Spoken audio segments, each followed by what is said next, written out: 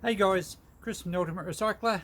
We're going to do part 10 now of the Great Radio Room Shed Cleanup House Lot series that's got a playlist all of its own. So we're at part 10.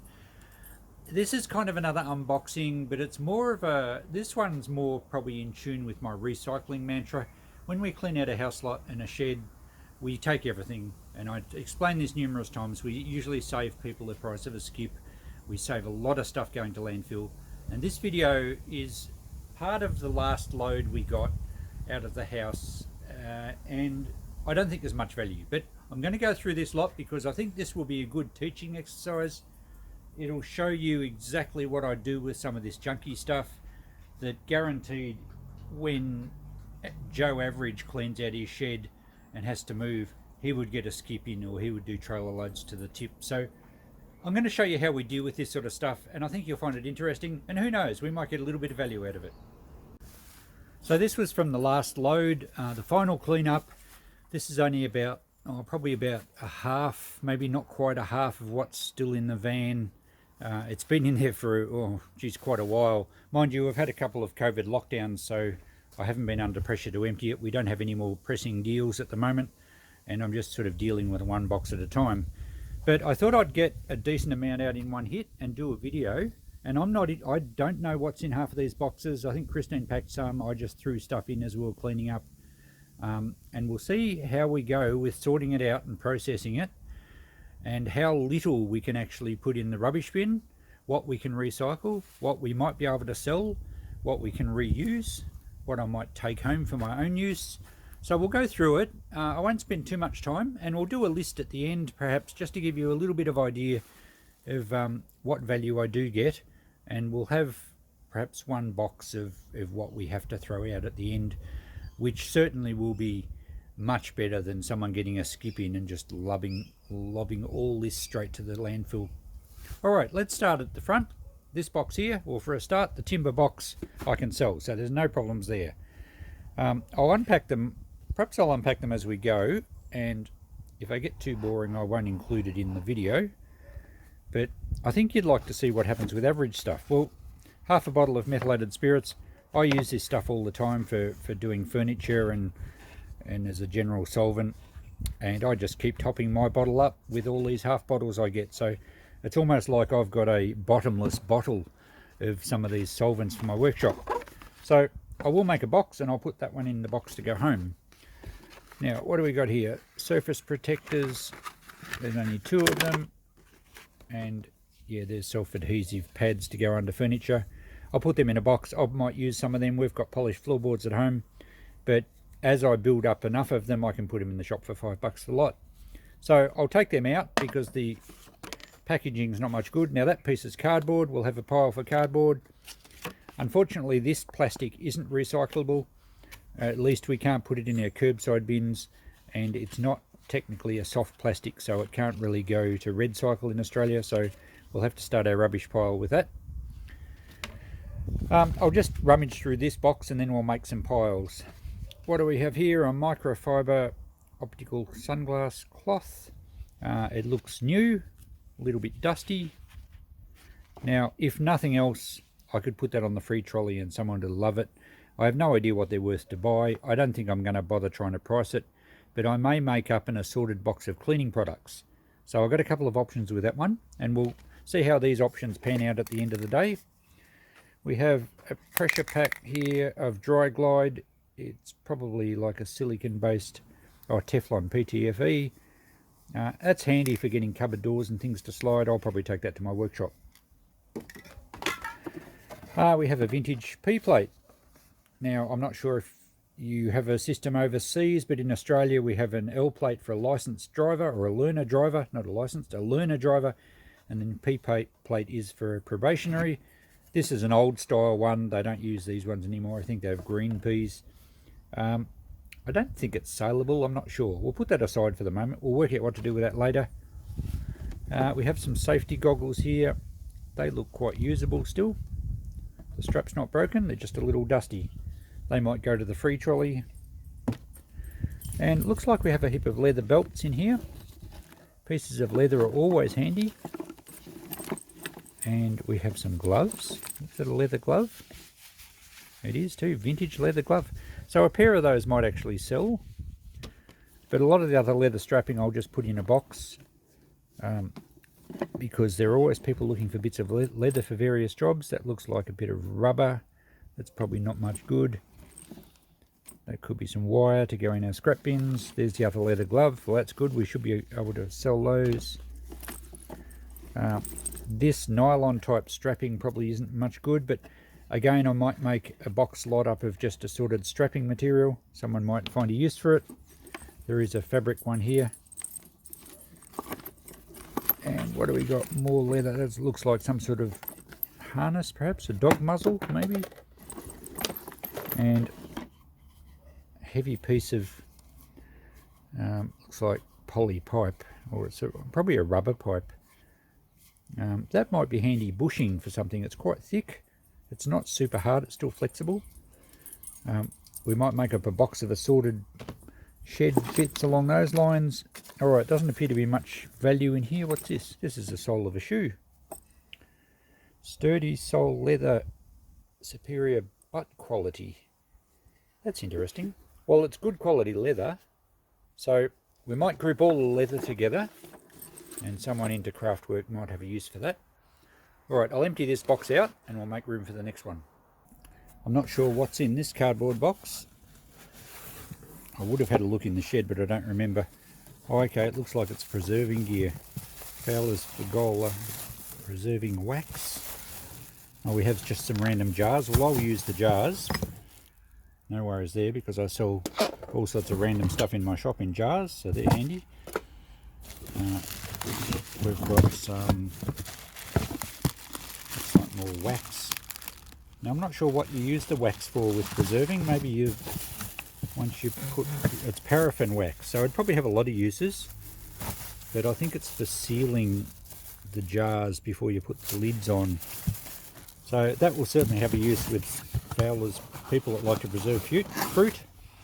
There's some lids, size 3. Oh yeah, look, nice stainless steel lids. They look brand new. So I'll probably most likely have a box of assorted preserving stuff. And we just have lots of paper here. I'll have to check out to make sure there's no important documents, but it looks like it's probably just going to go in the recycle bin. We have 1 dozen Fowler's Pergola standard covers, size 4. Now they're not stainless steel ones, but they're still brand new. So there will definitely be a market for the Fowler stuff. And we have a whole bag full of bottle tops. So I can't see them being a lot of value. Most of them will probably be aluminium, so we could actually sell them for scrap. But yeah, I don't think I'm going to need to keep that many bottle tops. I might keep some of the more older vintage ones and just check that any of them aren't branded, because a lot of even the Coke bottles from the 70s, if you find the tops, collectors will like them to go on their bottles. And there's a heap more paraffin wax here. So this box can stay as the Fowler's Pergola preserving box in case we find any more stuff. This is pretty cool. I did remember having a look in this, and it does have the original Black & Decker drill in it, and I think there's another drill. Look at that, nice vintage metal drills. You don't find them with metal casings anymore, and they're in pretty good condition. Beautiful. Black & Decker, probably made in Australia, this one. Special drill. Yes, made in Croydon, Victoria, Australia. So that's a ripper. That will actually sell quite well. Oh, there's the Australian made symbol. This could be 1960s, I'd suggest. So we will test that one to make sure it's safe, and that's going to be a good seller. I didn't expect actually to find something quite good in here. This one's probably another Black & Decker. It is too. Yep, again made in Australia. A little bit older, I think, that one. So we'll certainly test these to make sure they're safe. This one looks like the cord might be a little perished, or maybe it's just the boot. We'll need to make sure they're safe. Even if it's not running, they're going to still sell as a collectible item. And we might leave the kit here. That looks like a little circular saw attachment for your drill. There's the saw blade. So we might perhaps put one drill in this case and have it sort of set up like a kit. We will test the drill first, so I'll let you know on those at the end of the video and what I think they're worth. But you know, that's a bit of a bonus. Most sheds, by the time we get to the dregs, this stuff's already gone, so I'd forgotten this was in this lot, but that's okay. Very good. Now I've got numerous milk crates full of stuff. Let's go through a couple before it starts to rain here. Okay, it's another day, and I realized when looking at the original footage of this video that if I go through every box it's going to go for hours, and I'm sure you won't want to sit through it for all that length of time. So we'll have a quick peek through this. Just a bit of plywood. I don't know what's in these ones. There's sandpaper, which I will use at home. So that's handy supplies. Quite a lot of it, all new. It's obviously old, but it's still fine. There's a folder there, which is quite usable. I often have box lots of just stationery stuff and office supplies, and I just sell a whole box for $5, and people can pull out of it what they want. Bit of nylon rope, it's too good to throw out. Some more workshop supplies, that's near full, that'll be handy, I'll take that one home. There's an old bottle here of linseed oil, and I think it's a bit hard to tell. Yep, it looks okay in there, or at least I can see it. I think it's about half full. I will take that home because occasionally I have a call for linseed oil, and I don't think I've got any. There's a little bottle here. Oh, the label's just fallen off. It's Selma Special Oil for Valves. Interesting. I'm going to try and preserve that label because the bottle isn't much without the label. It's still got a bit of oil in it too. It's probably 1940s bottle. No real value as a collectible bottle, but with the label, it makes a saleable piece. We'll get $5 for that, I would say. So I'll just clean that up and stick it back on carefully. This tin says it has corks. Well, I have a big jar of corks inside. I'll just add to that, and the tin can go in the recycling. There's a bottle of liquid Drano for unblocking drains, and that's full. So I will keep that. I'm not sure what the chemical is, but I have had a block drain at the shop once before. So that'll be a consumable. Adhesives, Araldite. Okay. Now some of these old, you often get old glues. That's nice and soft. That'll still work. I'll use that. Sometimes you get glues where they're just so old they've gone hard in the tube, and you can't do anything but throw them out. Sally's Quick Grip. That feels good too. I do use that stuff. Alright, this tin's going home. I'm doing well for my workshop out of this lot. Some RP7, which is like a WD-40 lubricating spray. I'll use that. That's near full as well. Alright. Anti-mold solution. I do sometimes make up a box of assorted chemicals. But if they're old, or I consider them... Oh, God, I'd silver dip. No, there's nothing in that, so that'll be recycling. Some of the chemicals I have to be careful with because, you know, they can be dangerous, and I'll actually take a box to the transfer station where they have a spot for chemicals. Hydrochloric acid, spirit of salts. Well, I do use that for various things. And I think there's another one here. No, that's the anti-mold solution. There's another little bottle here. It looks like olive oil or something like that. Guys, look at that. Beautiful old label.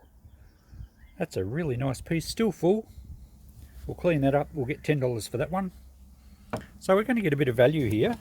What's in this box that I keep pointing at? It feels either empty or very light. I'll have to use two hands to get into that. We'll check that in a minute. Now the paint rollers, really not saleable, and when they're this old and dirty and messy, no, people just buy a new one, they're so cheap. But these can go in the shred because they're mostly steel, so they'll get recycled. And there's only one other thing in this tub, and it's an old Barnes Castlemaine rock. I think that was a like sweets of some sort, and it says 316 Whitworth metal threaded bolts and nuts. So we'll talk about nuts and bolts and things when we get into another box, but that essentially empties this one. Another milk crate here. We'll have to try and get faster at this because I don't want to bore you all. Let me know in the comments if you want to go through box after box after box. Some might find it interesting, but I would imagine I'll probably start losing viewers. Base of a kettle, right? So that part will go into e-waste. I'll chop the cord off. Now, lots of assorted boxes here. We often get curtain fittings, brackets and things for blinds. I don't try and save all those. They'll just all go in the scrap steel, so they will get recycled. Same with odd bits of pipe and stuff. I do get a lot of garden hose fittings, and I always box those up. They sell quite well. Got to be cheap, of course. There's a doorbell button, might go in the dollar box. There's lots of brass here, brass taps. That feels like it's plastic, so that will probably be rubbish. But what I'm going to do, rather than go through each box on this video, and I'll wait for your feedback if you want to see more of this. That one looks like we have some garden chemicals, and like I said, the chemicals I'll probably box up, and if I don't think they're safe to sell or give away, I'll take them to the transfer station. So I'll sort all this out, and then the last part of this video, then I'll go through everything we've got and let you know what value there is. I will discuss what I do with things. There are boxes here of that's some more curtain rod supports, so they'll probably be scrap. These tins can go in the recycling bin, your curbside recycling. This one feels heavier, the labels come off, but I think that was nuts and bolts. So at the end, I'll do a list of everything I've got. I will sort it into categories so you can have a look. But more importantly, what I'm going to show you at the end of this video is how much I'm actually going to throw out. Well, there you go, that's some sort of medication, so I can't do much with that. Possibly I can drop it to the chemist. Sometimes we get all sorts of medication from people's house lots.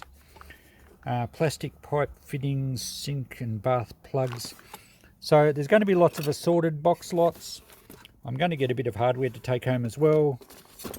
Actually, I should check this because there's a chance that it's not medication. Here we go, we get the lid off, left-handed, one hand, that's all right. Oh, it is medication, okay. I better not spill that. Quite often in those little bottles, people would put small screws. There's another one here. And that one says grease nipples, so there you go. I've proved my case. So yeah, there's some fan belts from a car, they'll still sell. What else do we have in here? Some more electrical, oh, there's some car parts there. Lots of cable still sells, but the nylon stuff, which is probably from a clothesline, won't be any good. It goes brittle, so that will probably have to be rubbish. So like I was saying, at the end of this video, I'll lay it all out, I'll show you what value I get, and I'll show you how little I'm going to be sending to the tip. And I think that's the main point of this video, to stop all of this going into a skip, which would happen with most people. I'll show you what value I get, and I'll show you how little actually has to be thrown out. Okay, it's a couple of days later. I have sorted everything. Now for a start, I'm going to exclude the drills and also the box of car parts, because there's very good value in some of these. A lot of this is new stock. There's a whole heap of new spark plugs, some parts that would actually sell quite well. So we won't include that because this video is more about the junky stuff. Let's start with some of the bigger stuff. Well, there was an old galvanized rubbish bin. It's a smaller size one. It's in good condition. Those sell very well. They're beautifully galvanized. We'll probably get $20 for that. Great for putting pet food in. It's mouse proof. It's waterproof as well. So $20 there. Old timber boxes are always popular. They're $10 each for those boxes. So no issues there. They just need a quick wash up. There's an old kerosene tin made into a bucket. So that's rather quirky. It's still in good nick. It looks like it's actually had paint in it or something. Australian made tin. We'll get 10 for that. There's a spool of new cable here, electrical cable. It certainly could go as insulated wire for scrap, but it's going to be worth a bit more than that. I think we'll just put 10 on that spool of wire. It should sell very well. And there's a stool here, an old adjustable swivel stool. I'll put 10 on that. It's actually kind of retro, kind of like that. And a vintage sort of 60s era oyster shade light fitting, so probably 10 on that.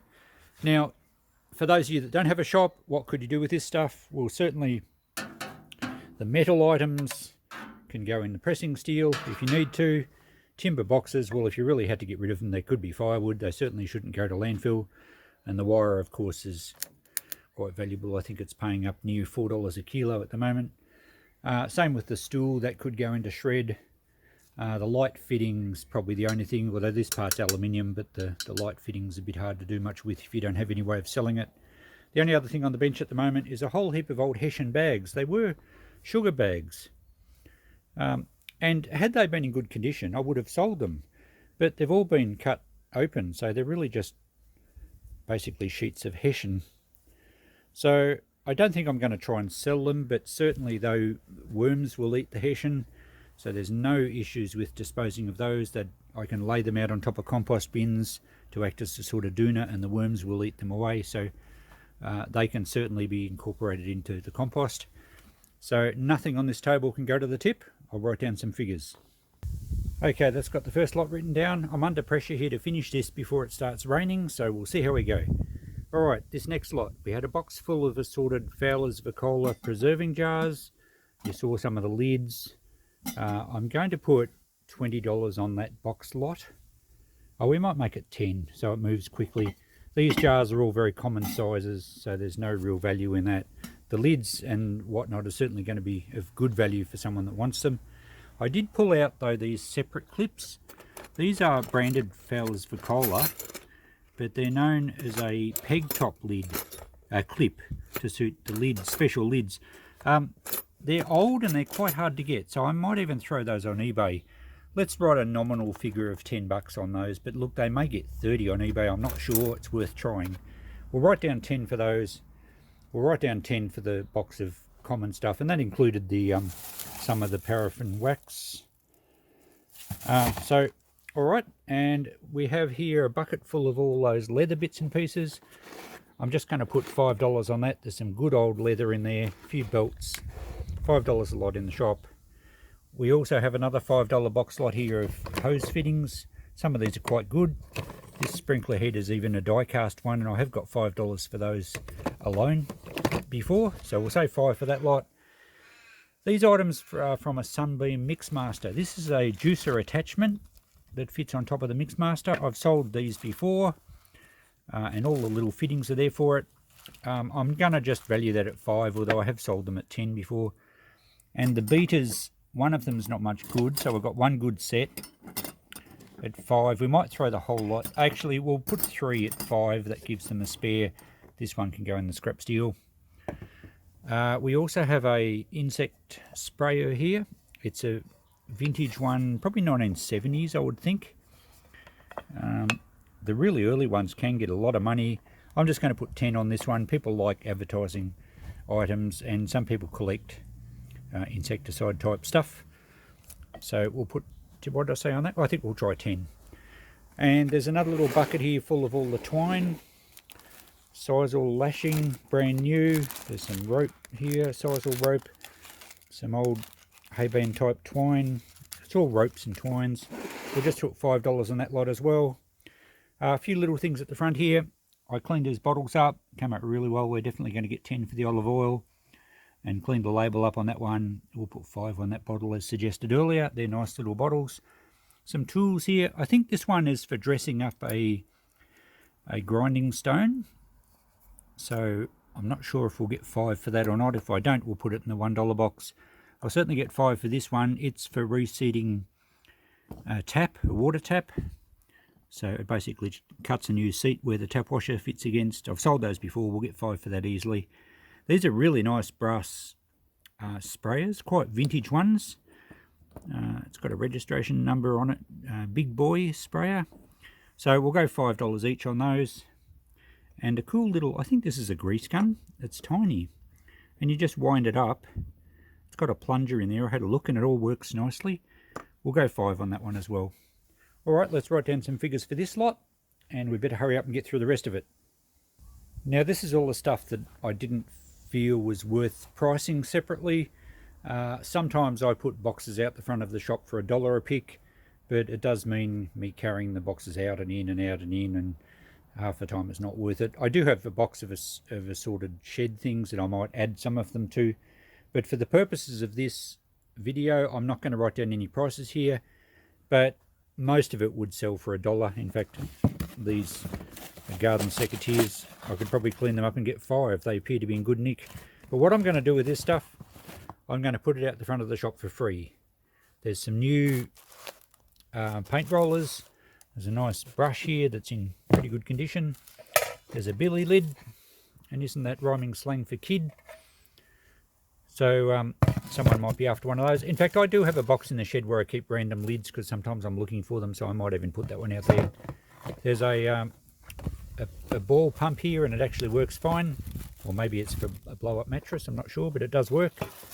So I get some good value out of this sort of stuff, giving it away for free, because it's good PR for my shop.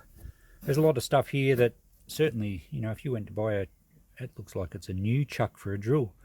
But I couldn't be bothered pricing it separately. I could probably try and get $5 for it. But I'm going to put all this stuff out the front for free.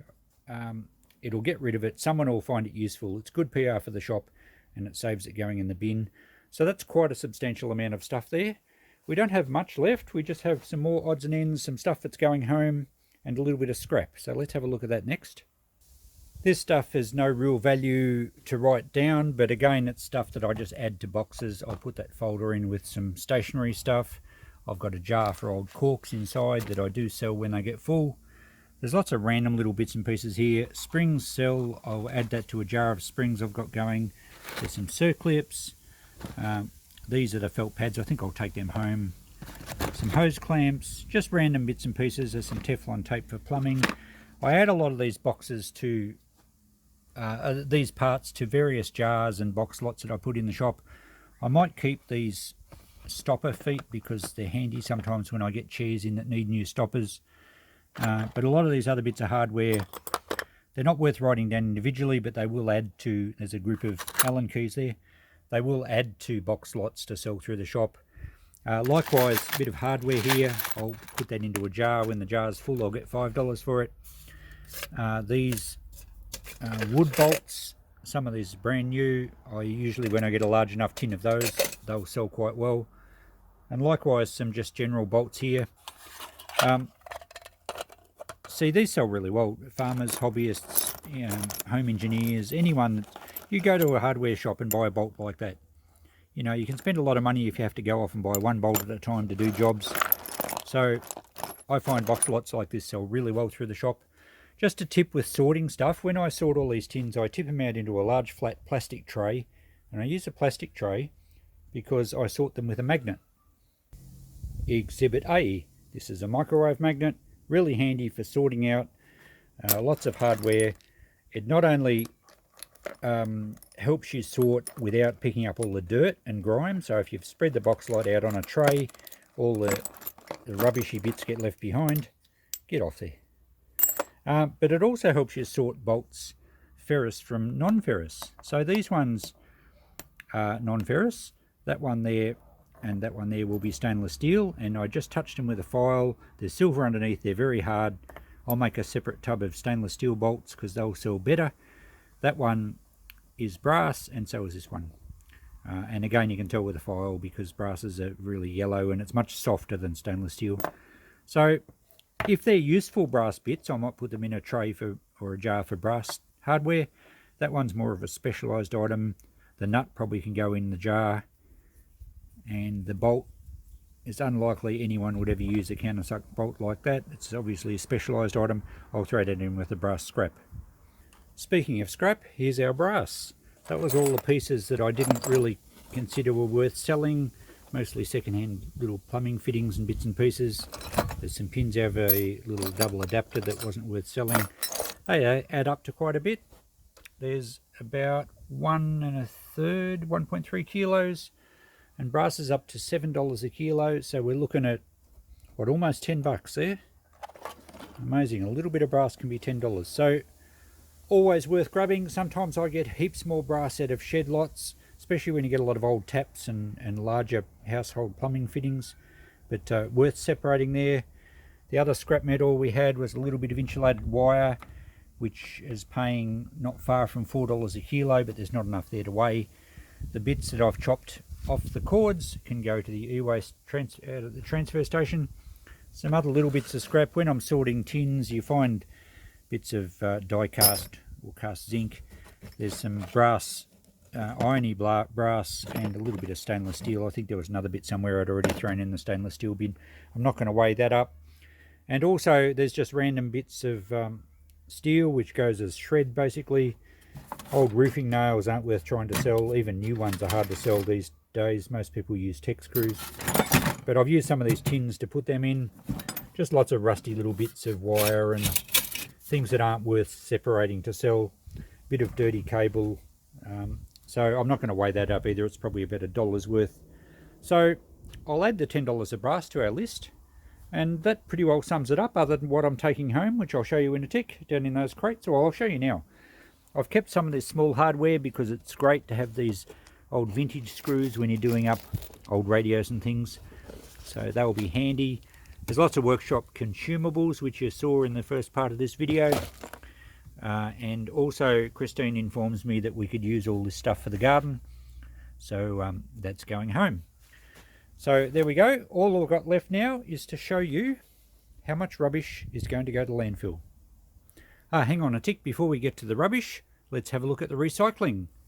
Well, we've got the tablets I better take to the chemist. The jars I will keep because I keep telling you that I put things in jars to sell them, so I use lots of jars. They certainly could go in the recycle bin. We have some cardboard. We have a little bit of plywood. Sometimes I get lots of timber out of sheds. I'll just use that for lighting my fire at home. Sometimes if I get a lot of good timber I will sell it, but a lot of scrap timber just goes to my workshop fire. Cardboard boxes are recyclable. All this soft plastic, whenever I unpack things, I always throw the plastic in a separate bag, and that will all go off to RedCycle here in Australia. Soft plastics can be recycled, but they can't go in our curbside recycling bin, but the cardboard can.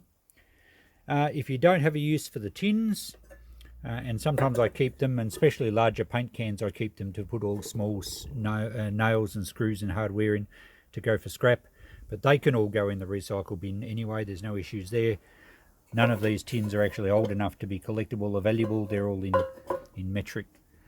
And these two plastic ones can go in the recycle bin as well, as can this paper. There was a bit of newspaper, wrapping paper. So all of that can be recycled. So guys, the final part of this video, what actually has to go to landfill? Well, I can hold it in one hand.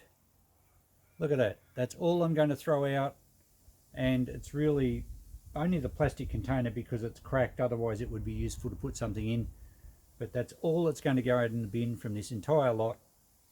We ended up with, can you read that? $270 from the stuff I can sell. I've got a couple of milk crates next to me here of good stuff to go home. So I hope that's taught you something. If you've stuck with me for this video, it went a lot longer than I expected, but if you stuck with me through this and you are genuinely interested in what you can do with stuff, there's a lot of stuff that can at least go to scrap metal or be given away rather than thrown to the tip. A lot of people clean up their sheds and they'll get a skip in and pay $300 or $400, then have all the time to throw it in, or they'll take trailer loads to the tip, which costs you these days. I've got the advantage I can sell stuff and make some good money. It takes time to sort it, but you know, if you care for the environment and you don't want to send it all to landfill, you know, we've managed to reduce it all down to that. I've got some good stuff at home. I've got plenty of stuff to sell. So thanks for watching. Look out for me in the next video. Who knows what it'll be, but I'll see you then.